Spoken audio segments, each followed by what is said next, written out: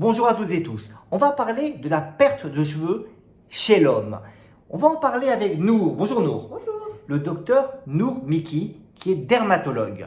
Juste avant d'en parler, je vous rappelle, si vous n'êtes pas encore abonné à la chaîne, abonnez-vous. PUMS, c'est une chaîne qui est là pour vous aider à vivre le plus longtemps en bonne santé. Et rappelez-vous, PUMS n'est pas sponsorisé par aucun industriel pharmaceutique ou agroalimentaire. Notre seul soutien, c'est vous, vos abonnements, vos commentaires et vos partages à vos amis. Bref, vous savez faire. Alors on va parler du cas de Vodka. C'est un youtubeur célèbre qui a parlé en toute franchise de son problème. Regardez. Alors, rentrons dans le sujet. La calvitie. C'est dur à en parler. Hein. Il faut à un moment se dire oui, je vais finir chaud. Mais... Alors, il nous dit la calvitie, quand ça commence, on sait qu'on va devenir chauve. Est-ce que c'est vrai? Quand on perd ses cheveux, quand on est un homme, est-ce que ça y est, on sait qu'on va finir comme lui là, tout chauve, c'est-à-dire sans aucun cheveu? Pas du tout. Pas du tout. Déjà, la calvitie, le terme médical, c'est alopécie androgéno-génétique. Donc, il y a deux mots importants. Génétique. Donc, il y a une prédisposition génétique. Il faut regarder le papa, la grand-père, comment ils ont fini. Dans mon père, il est chauve. Donc, je vais devenir chauve? Il faut voir aussi la maman. Non, ma maman, elle a beaucoup de cheveux. Peut-être vous avez hérité des gènes de votre maman. Et puis, il y a le côté androgénique. Donc, les androgènes, c'est l'hormone masculine, la testostérone. Ça veut dire qu'on a trop de testostérone ou pas assez de testostérone? C'est pas qu'on a trop de testostérone, c'est que la testostérone, il y a une forme active, ce qu'on appelle la dihydrotestostérone. Donc plus on a de dihydrotestostérone, plus on est sujet à avoir l'alopécie androgéno-génétique. Pour être plus clair, c'est que au niveau des cheveux, la zone frontale elle est plus riche en récepteurs à la dihydrotestostérone, alors que cette zone-là, occipitale et temporale, il n'y a pas de récepteurs. C'est pour ça les hommes ils perdent plutôt les cheveux de ce côté-là. Ah, ça veut dire que quand on a trop de dihydrotestostérone, on va commencer par perdre ses cheveux ici ou sur les golfs, là. Oui, c'est ça. c'est ça. Et ensuite, Et là. ça va se aller derrière. Parce que c'est la zone où il y a les récepteurs à cette hormone-là, de ce côté-là. Il n'y a pas ces récepteurs, c'est pour ça c'est rare où on perd les cheveux de ce côté-là. Mon père, il a ses cheveux derrière. Oui, je sais. Alors, tu nous dis que c'est pas forcément qu'on va devenir chauve. On peut perdre une partie de ses cheveux et que ça s'arrête? Effectivement. Effectivement. Il y a des stadifications, il y a ce qu'on appelle nous la classification de Hamilton. Soit on perd juste cette partie-là, soit juste là, soit un peu là et un peu là, soit tout ça. Donc votre cas, il n'a pas perdu tous ses cheveux et il nous donne une explication et on va voir si c'est une juste explication à sa perte de cheveux. Regardez. Il y a eu une suite de péripéties dans ma vie qui ont causé du stress plus le port de la casquette que je n'avais pas avant. Le stress plus le port de la casquette a créé des trous dans mes cheveux. Alors, est-ce que le stress et la casquette sont les causes de cette perte de cheveux chez des gens qui, on l'a compris, sont prédisposés sur le plan génétique et qui auraient trop de dihydrotestostérone?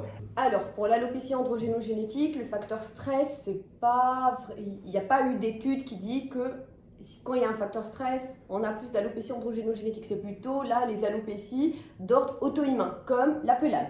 Alors, parlons des traitements de l'alopécie androgéno-génétique. Si on commence à perdre ses cheveux, donc pour les raisons dont on a parlé, regardez ce que nous dit Vodka, qui connaît bien le web. Il y a eu genre, dans les commentaires, il y a des gens qui connaissent des produits qui aident à la repousse. Ça existe. Il y a quelqu'un qui s'en est sorti. Dis-le ton secret, toi, en France. T'en es sorti, dis-le nous. Comment t'as fait? Explique. C'est pas que je m'énerve, c'est juste savoir. Il y a un truc que j'avais vu. En gros, le mec, il a genre pas de cheveux. Je sais pas, il met une espèce de produit sur la tête et ça marche, quoi. Bon, alors il y a pas mal de choses comme ça sur le net. Bon, il a compris apparemment que tout ça c'est de la foutaise. Est-ce qu'il existe des produits, tout ce qu'on voit sur Internet, est-ce que parmi tous ces produits, il y en a qui ont une quelconque efficacité? Alors, pour la prise en charge, il faut savoir, nous, en dermatologie, il y a ce qu'on appelle les dermocosmétiques et les médicaments. Les dermocosmétiques, on peut avoir plein de sprays à appliquer sur les cheveux. Pareil, comme dit, il n'y a pas de preuve étudiée d'efficacité de ces produits, mais ça peut avoir effet placebo. Ah, c'est Ça peut important. avoir un effet placebo. L'effet placebo joue un rôle dans l'alopécie androgénétique. Oui. Ça, c'est très important. Et par la suite, il y a les médicaments. Il y a des médicaments, soit qu'on prend par la bouche, soit qu'on applique localement. Alors, on parle beaucoup du minoxidil. Ça c'est ce que moi j'ai appris pendant mes études et que mes patients prennent parfois. C'est quoi et est-ce que ça marche? Alors, le minoxidil, au début, c'était un traitement contre l'hypertension qu'on donnait par voie intraveineuse. Ils ont constaté qu'il y a ce qu'on appelle une hypertrichose. C'est comme un effet indésirable à ce traitement-là. Hypertrichose, ça veut dire des poils qui poussent. Donc, à ce moment-là, ils ont fait un traitement topique qu'on applique localement au niveau du cuir chevelu. Donc il y a deux pourcentages, il y a le 2,5% et le 5% qu'on utilise plutôt chez les hommes. Est-ce que ça marche avec le 5%, le fort pourcentage? Est-ce que ça marche? Chose est sûre, au moment de traitement, on a un arrêt de la chute, D'accord. plus une stimulation de la repousse des cheveux. Par la suite, c'est ça la question, c'est à l'arrêt du traitement, parce que la majorité des cas, c'est un effet suspensif. Donc 2 mois après l'arrêt du minoxidil, généralement, il y a une reprise de la Et chute. est-ce qu'on peut prendre ça toute la vie sans risque? Il n'y a pas vraiment de risque, c'est une question de tolérance. Et donc, tolérance, ça veut dire qu'il y a des effets indésirables. C'est que parfois, il y a des patients qui rapportent des maux de tête, ou parfois on a une pousse de cheveux ailleurs que sur la tête, par exemple à ce niveau-là, à ce niveau-là. Bon, donc attention comment vous le mettez, ne le mettez pas Et n'importe j'insiste où. aussi sur la photosensibilité. Quand on applique le minoxidil, il ne faut pas le laisser dégouliner sur le visage et par la suite aller s'exposer au soleil. Donc, un médicament qui marche, qui est suspensif, qu'il faut donc continuer à prendre si on veut éviter que ça chute. Et attention, donc, demandez conseil à votre médecin pour particulier, ne pas s'exposer au soleil. Alors regardez, votre cas nous parle d'un autre traitement qui semble assez miraculeux, c'est la dermofusion. Et effectivement, sur Internet, on peut trouver de la publicité pour ça.